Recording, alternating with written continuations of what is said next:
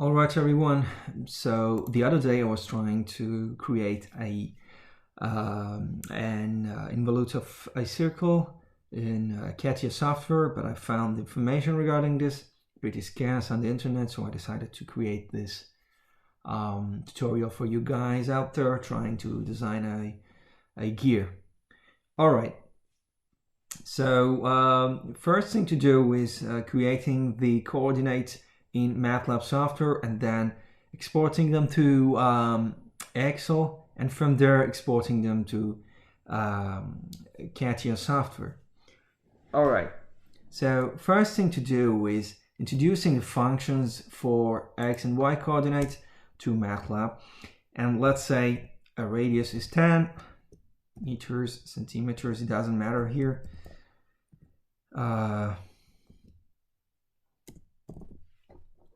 And then let's create a vector for our angles. Let's say from 0, 100 points to 260 degrees, 2 pi. All right.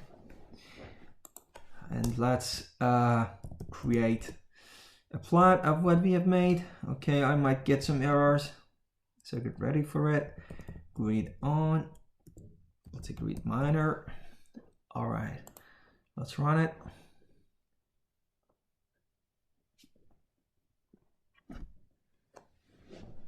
Okay, it looks neat. It looks okay.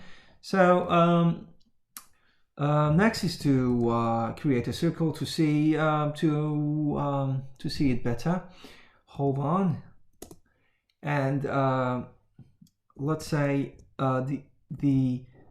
the x coordinates of our circle are is actually r, the radius, multiplied by cosine of theta,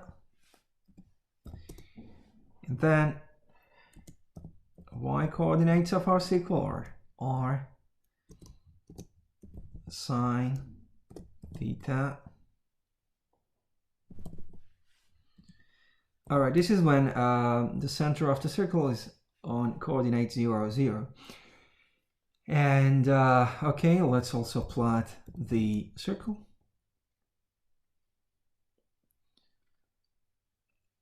XC and YC. All right.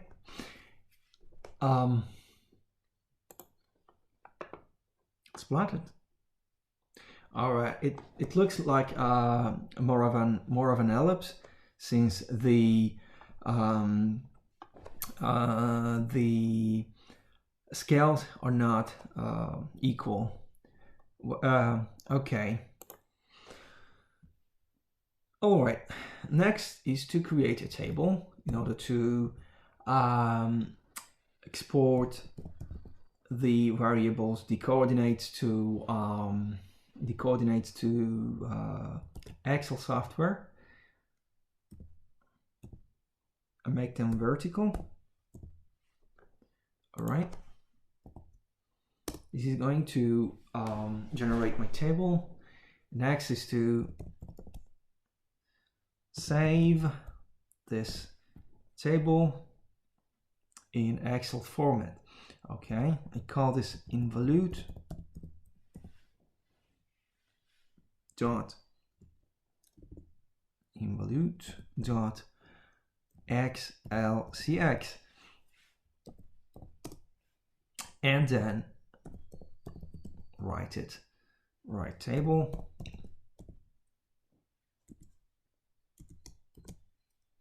table T, file name. I'm going to use MATLAB preset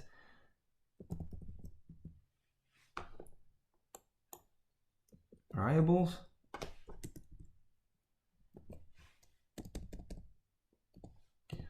All right, all preset range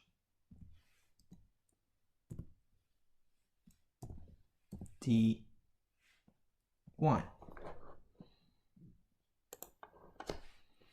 Okay, let's say A1, so that we have all the data from the beginning.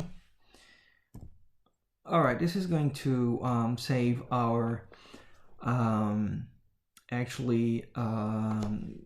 table in the directory we are in.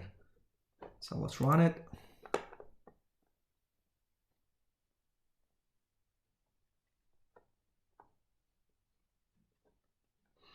All right, so now we have successfully exported our data into MATLAB, into Excel format. So let's go to the Excel and see what we have made.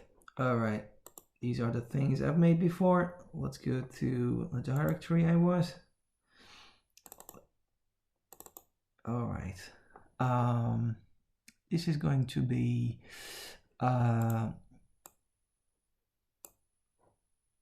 somewhere around here. All right, this is here. Let's see. All right, these are the X and Y coordinates that we have made. As you see, all the coordinates. All right. Now, listen carefully. Now, the thing that I have found out is pretty much weird, since we have to go to where we have installed the CATIA software in order to find this file, this Excel file, which is called GSD point spline loft from Excel. So we are going to paste our coordinates into this file in order to import them to Excel.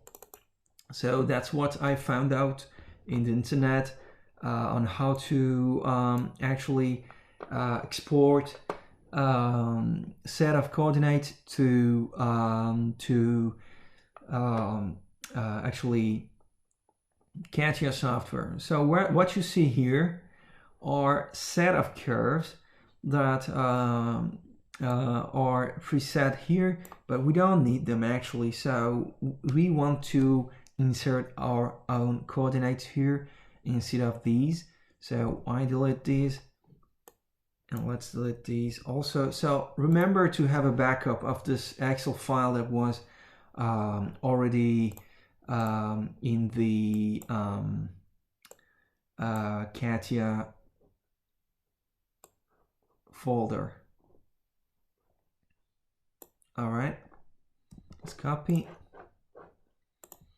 let's paste. As you see, they're all here. So what I do is rewriting what was here before that I deleted, and curve and loft exactly the same, and finally and. So once you have all the coordinates in Excel, so let's also create the Z coordinate, which in our case is 0. All right. So once you have all the coordinates, remember that you have to open the CATIA. I'm going to skip. So yeah, here it is. So before importing the coordinates, you have to create a part. So everything ready.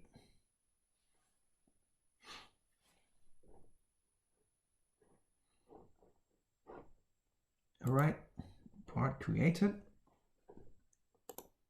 And once you create the part, you go back to Excel, where you inserted the coordinates, and press Alt and F8 buttons. Let's see if it works. All right, Alt F8. Here a window opens, and then you choose FEUIL, 1 main, and run. Here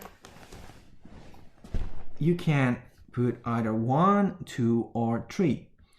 So if you want to enter the point only, you put 1. If you enter the point and the curve, you put 2. All right. So we want to do that. All right, it's running now. Reading all the points.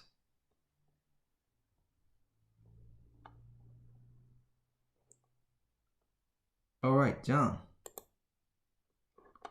Here it is. These are your points and the curve of involute of a circle. All right. To make it look better, let's also create a circle with radius of 10.